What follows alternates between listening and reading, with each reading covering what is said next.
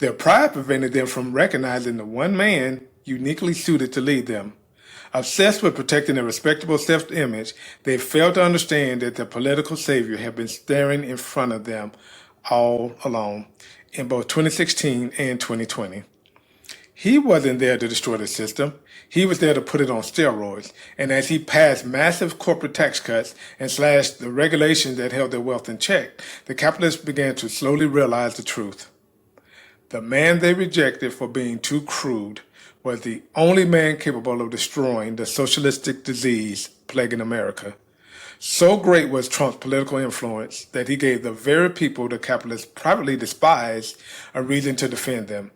And he did it by building on an ever-expanding vocabulary of insults: DEI hires, baby killers, the transgenders, illegal aliens, Muslims, BLM, that Marxist group, libertarians, Democrats, socialists, communists, and anyone else his base despised. Anything to keep the public laughing at, fearing, and fighting one another, while the capitalist class quietly collects the tax cuts.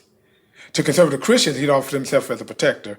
I will defend you from those who hate God. I will win the cultural war on your behalf. Like the savior he imagines himself to be, he promised deliverance not from economic insecurity, but from a list of their cultural enemies. With Trump championing their policies and the MAGA army firmly behind him, the capitalist class went all in for Trump in 2024. And look at the results. Like the portrait of Dorian Gray, Trump bears all the ugliness while the capitalist class reaps all the rewards. So far, they have secured nearly everything on their ultimate wish list.